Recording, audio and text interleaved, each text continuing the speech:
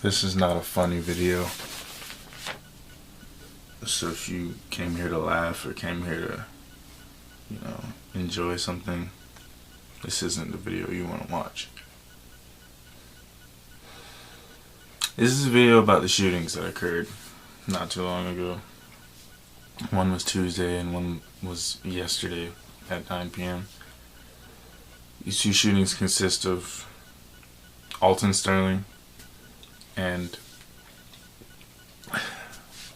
Philando Castile. Alton Sterling was a 37-year-old man who sold CDs. He was selling CDs outside of a gas station. When he was there was a call saying that, for those of you who don't know, Alton Sterling was a 37-year-old CD salesman who was selling CDs outside of a gas station. There was a call saying that he was threatening people with a gun. Two police officers arrived on the scene. They tackled him to the ground, pinned him, handcuffed him. They tackled him to the ground, pinned him, had his hands behind his back, pulled a gun in his face and said, "Sir, don't move." One of the officers yelled gun and 4 to 6 shots were fired. Alton Sterling died on sight. Philando Castile was a 32-year-old man in the car with his girlfriend and his girlfriend's daughter, 4-year-old daughter. From the news reports, it's saying that they were stopped for a broken tail light. Both of their hands were in the air. The officer, I'm sure, noticed that Castile had a pistol on his hip in a holster. He told them to put their hands up. They both had their hands up.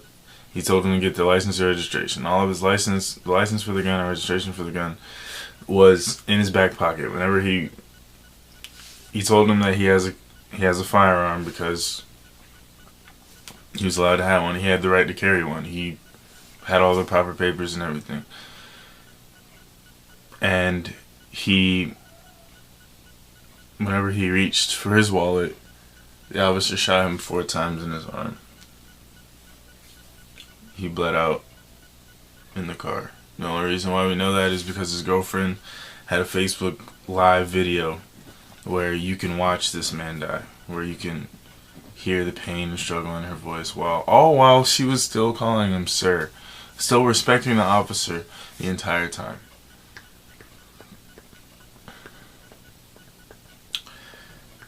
We can see this with Walter Scott, Laquan McDonald, Mike Brown, Trayvon Martin, not with police, but still, Eric Garner. There's so many cases of this, it's ridiculous. There's so many reasons people say, like, oh, well, they shouldn't have been here, they shouldn't have been there. At the end of the day, the real point is they were black. They were African Americans in America who got stopped by the police and died because of the fact that they were African American. Because America has set up a reason for us to be afraid. A reason for white people, white officers that aren't black, to be afraid of black people. Regardless of what threat they pose, regardless of who they are, what their stature is. If they are black, they are a threat. You can see that with statistics in school and how black kids and white kids who do the same crimes with black kids and white kids who do the same crimes, who commit the same felonies, the black kid will go to jail and will be tried as an adult. The white kid will get a slap on the wrist and maybe a few hours community service. It's ridiculous. You can see it with the swimmer from Stanford. He raped a girl. He raped a girl behind a dumpster. He raped a girl of color behind a dumpster, but because he was white and the judge knew that he was white, he gave him 6 months off. Whereas I know people personally who have been convicted of raping a girl and they went to juvie for 2 to 3 years because they were people of color. This guy wasn't black, he was Asian. So thank the Lord that he was an Asian person, because if he was black, he'd still be in jail now. My question is, when will it stop?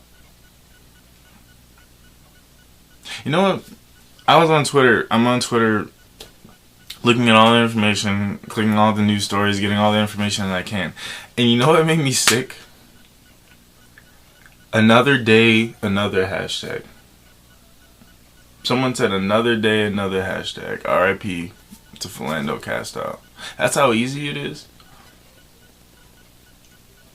That's how easy it is for us to just deal with this. That's how easy it is for us to just... That's how easy it is for us to just go about our busy days, our schedules, and not care.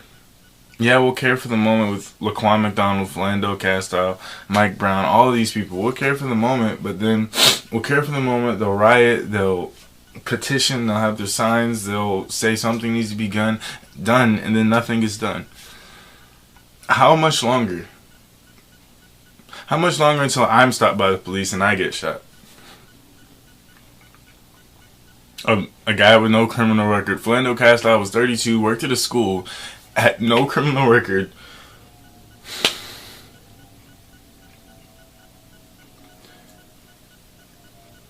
He did nothing wrong. He didn't do anything wrong, and he's dead.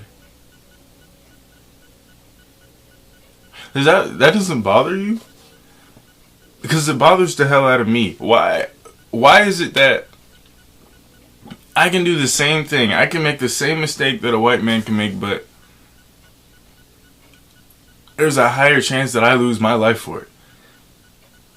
There's a higher chance that I go to jail for years, that my life is pretty much over because of the same mistake that I make, just because of my skin tone, just because I have melanin, just because I have a darker complexion. That's sick. That's disgusting. We're supposed to live in America, this place where we have all this freedom, where we have all the same rights, and I can do all the same things a person of color can do. Or, not a person of color. I can do all the same things a white man can do. But I can't. That's not the truth. And if you honestly believe that racism doesn't exist in this country, I'm sorry, but you're wrong. It still does. It's still a very prevalent thing. You can see it in things like this. And now, I know that we made people who are no longer with us famous, like Mike Garner, like Eric Garner, like Walter Scott, like Laquan McDonald, like Trayvon Martin. And that's good. To send prayers and to send help to their family and to let people know that these things are still happening. But I don't want to remember someone for them dying on a video. I don't want to remember somebody for being shot 16 times by multiple officers. I don't want to remember someone like that. I refuse to remember someone like that. I refuse to remember the negative aspects of someone's life. Even if I didn't know them, the only thing that I can connect to your name is being shot and killed, murdered, executed. I don't think so. So I'm not going to say these people's names with negativity and regret. I'm going to say these names with happiness. And if I can't say it with happiness at the moment, I'm not going to say their names at all. But people whose names I will say, the people's names who I will bring negativity around, the people who I will hold accountable and responsible for their actions, Howie Lake II and Blaine Salmoni, the people responsible for Alton Sterling's death. Michael Slager, the person who's responsible for Walter Scott's death. Daniel Pelleteo, the person who's responsible for Mike Brown's death. Jason Van Dyke, the person who's responsible for Laquan McDonald's death. I will say their names.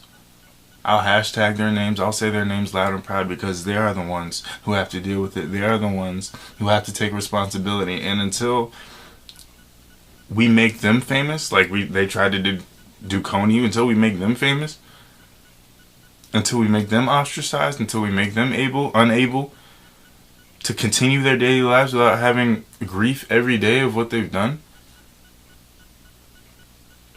until they actually have to deal with the consequences, what are we really doing?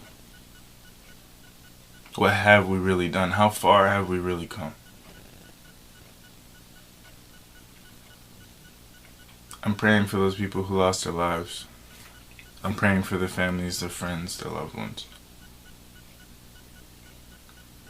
And until the police officers, until the police force, until the people who believe that they're here to serve and protect actually serve and protect, regardless of skin color, regardless of stature, regardless of economic wealth or economic status, we're not free. We're not even close.